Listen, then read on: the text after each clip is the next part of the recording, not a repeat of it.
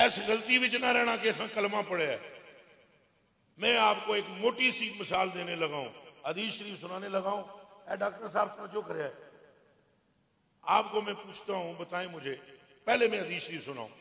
हजूर फरमाते हैं मन सल्ला सलातन, जिसने नमाज पढ़ी, जिसने वलम युसल्ली फीहा अलैया व अला इतराती लम तुकबल मिनहु, जिसने नमाज पढ़ी और मुझ पर दरूद न पढ़ा उसकी नमाज कबूल नहीं।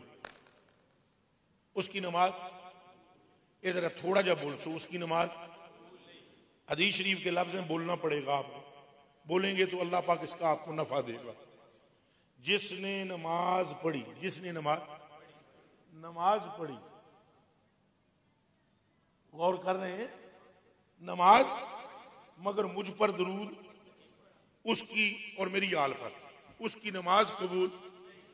अब फजर की नमाज की मिसाल ले लो।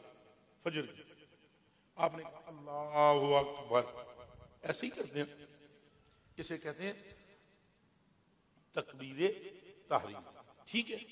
अल्लाह, अब ये तकबीरें तेरे अल्लाहु अकबर, फिर रुकू में गए अल्लाहु अकबर, कितनी हो गई?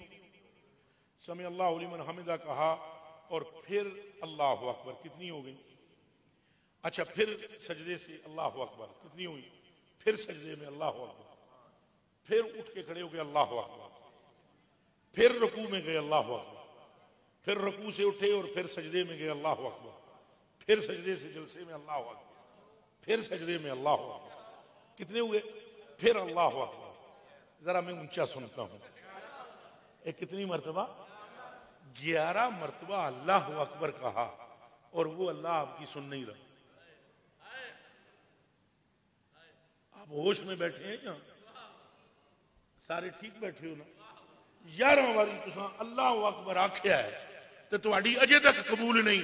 एक बारी अल्लाहुम्मा सल्ली अला मुहम्मद कहा, एक लम्हे के अंदर 11 मर्तबा अल्लाहु अकबर कबूल हो गया। तो होश कीजिए फिर।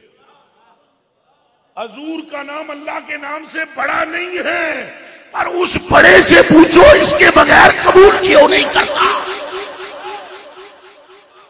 कुछ तो है जिसकी पर्दादारी है, कुछ तो है जिसकी पर्दादारी है। आपको दामने मुस्तफा थामना पड़ेगा, हजूर की तरफ आपको लौटना पड़ेगा, फिर हजूर का रब आपसे राजी हो जाएगा।